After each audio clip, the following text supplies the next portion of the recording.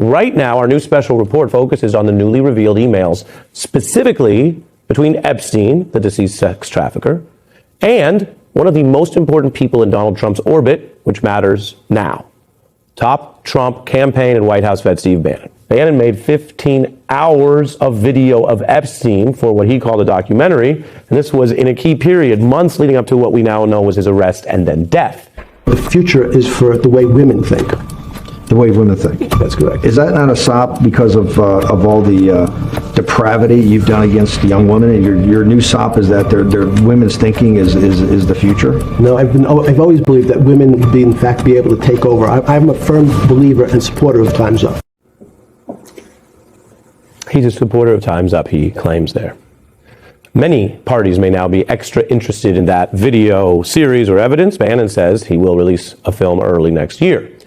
Epstein would also advise Bannon on his own message and media during a period when Bannon had left the White House on bad terms with Trump. He was trying to burnish his voice as some kind of global populist.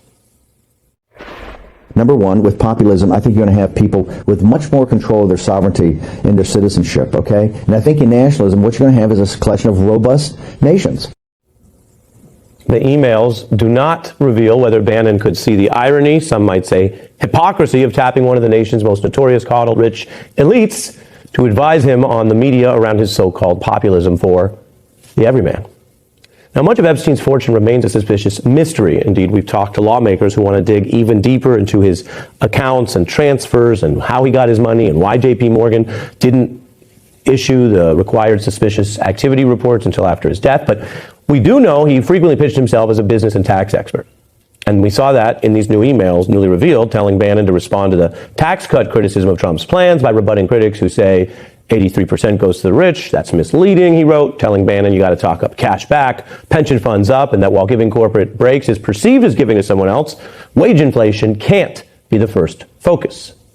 Now, while those emails almost seem to unload some dry economic talking points, some other emails I'm about to read to you implicate Trump and have a gossipy, almost sort of cartoonishly sinister tone, except that we know how much serious bad stuff was going down.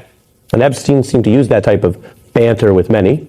And there was plenty of media advice. In August 2018, Epstein says he changed his travel plan so he could watch Bannon on TV, suggesting he already knew that this TV interview was coming up. We now see in the newly revealed emails that Jeffrey Epstein tells Bannon, I took off early so I could land in time to watch. With a jet, you control your schedule. And then he asks, all good. The records show Epstein was watching Bannon's interview with me on MSNBC at the time. We taped at his D.C. office. The newly revealed emails show these two commiserated on how it went. So here this was 7 years ago, Bannon saying that his team, the Bannon team, quote, loved it. I was too focused. He asked, how did it come across? Because he wanted the view of this sex trafficker. Epstein replies, based on the comments, couldn't be better, adding last 10 minutes more the real you. Apparently, Epstein felt credible, telling Bannon that he really knew the real him. As for that final portion they were discussing in these newly revealed emails, here's a little bit of it. I think you're going to see a complete civil war in the Democratic Party. It's going to clear the path for Donald Trump in 2020. The illegal immigration is nothing more than to try to suppress the wages of working class blacks and Hispanics. These guys are cranks. Nobody takes them seriously except the main.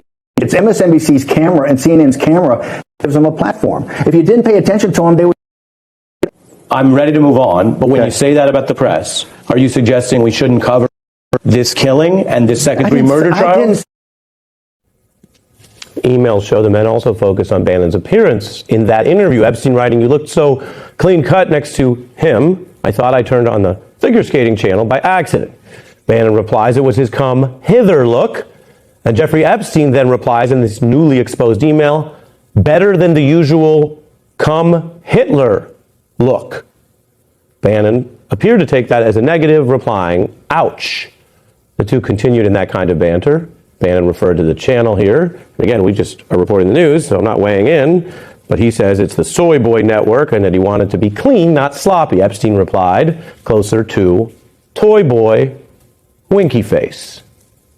Now, Bannon may have been referring to how Donald Trump publicly knocked him as, quote, sloppy Steve during their falling out earlier that year, I should say. Bannon's appearance and dress has come up in public more than most operatives, the way he wears his clothes and his demeanor. We're not making a point of that. I'm just telling you what they emailed about.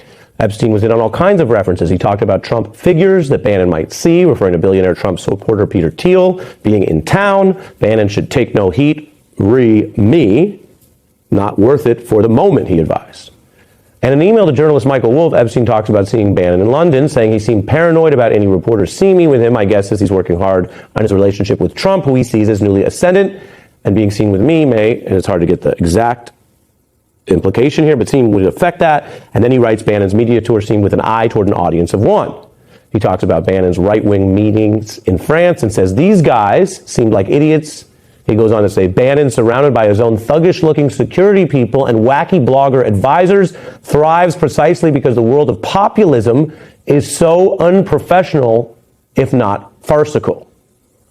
That is Jeffrey Epstein's dead hand in email trashing the guy who's his supposed ally, and gives you another window into how these people all think they're conning each other. Whether Mr. Bannon has noticed or found out that that's his view, we don't know. But as I mentioned, the idea of having Jeffrey Epstein be your populist advisor was odd to begin with.